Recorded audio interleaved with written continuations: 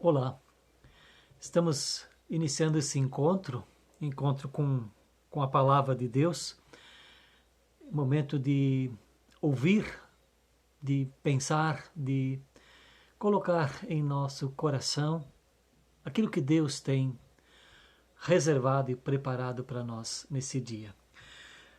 Eu sou o pastor Ademir Kreutzfeld, eu sou pastor voluntário da Paróquia Evangélica de Rancho Queimado e temos, eu e você, nós temos a oportunidade de termos esse encontro agora juntos com a palavra de Deus. E eu tenho uma palavra que Deus colocou em meu coração, que ela pode ser interpretada, pode ser bastante dolorosa, pode ser assustadora, mas de fato está lá na palavra, né, na Bíblia Sagrada. E o texto eu vou passar a ler, está no último livro da Bíblia, o livro de Apocalipse, o capítulo 21 e o versículo 8. Eu vou ler o versículo todo, mas tem uma palavra que eu quero destacar, que eu quero sintetizar nesse nosso encontro aqui. É a palavra covarde, covardia. Então, prestemos atenção na leitura dessa palavra. Apocalipse 21, versículo 8. Quanto, porém, aos covardes, aos incrédulos, aos abomináveis, aos assassinos, aos impuros, aos feiticeiros, aos idólatras e a todos os mentirosos, a parte que lhes cabe será no lago que arde com fogo e enxofre, a saber, a segunda morte. São várias atitudes, né, vários comportamentos que recebem de Deus o seu aval. Deus diz que isso é errado. E quem assim procede, quem vive praticando isso, está condenado à perdição eterna. Então, o que eu aprendo, o que nós aprendemos com essa palavra? Nesse tempo que nós temos aqui, eu só posso me dedicar a uma pequena parte desse versículo. E eu quero me dedicar a esse aspecto. Isso Deus tem colocado no meu coração e eu preciso repartir isso com você. A palavra é covardes. Os covardes não vão para o céu. Está escrito, é a palavra de Deus, não é minha opinião, não é o meu posicionamento. O que é um covarde? O que leva uma pessoa a ser covarde? Uma das questões que leva à covardia é o medo. Em nenhum lugar a Bíblia diz para que a gente tenha medo. Mas o medo é algo natural. Só que nós temos que canalizar esse medo. Não podemos permitir que o medo nos paralise. Mas quem faz a propaganda e quem propagandeia o medo é justamente o inimigo de Deus, o diabo.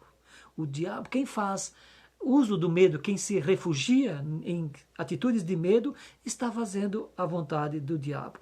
Na primeira carta do apóstolo João, no capítulo 4, versículo 18, diz que no amor não existe medo, e o perfeito amor lança fora o medo.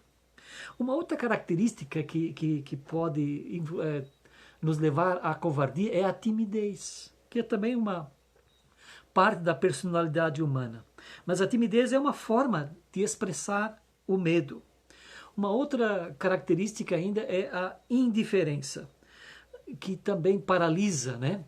A indiferença é algo que é considerado errado, pecaminoso para Deus, porque também leva as pessoas à perdição.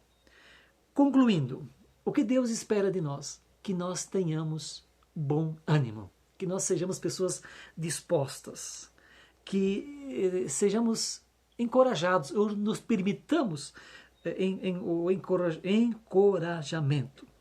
Então, o ânimo é uma reação contra o medo. Curiosamente, a covardia ela não é vista como algo brutal, errado, pecaminoso. É simplesmente uma atitude de pessoas que têm ausência de coragem. Então, a covardia ela leva à condenação justamente por causa disso. A Bíblia diz para termos bom ânimo. Jesus disse isso. Disse, no mundo passais por aflições, mas tende bom ânimo, eu venci o mundo. João capítulo 16, versículo 33. E outra coisa, eu vou colocar algumas passagens, e com isso eu vou concluindo já. No Antigo Testamento, por exemplo, a expressão coragem, Deus encoraja as pessoas, por exemplo, através de Moisés, em Deuteronômio 31, versículo 6. Lá diz assim, quando o Moisés passa a sua liderança para Josué e eles estão para entrar na terra prometida, então o Moisés, inspirado por Deus, diz assim, sede fortes e corajosos, não temais, nem vos atemorizeis diante deles, porque o Senhor vosso Deus é quem vai convosco, não vos deixará e nem vos desamparará. Então Deus está junto na batalha, então ele vai acompanhando. Por que ter medo? No Novo Testamento, em Atos dos Apóstolos, Jesus fala para Paulo, no capítulo 23, versículo 11.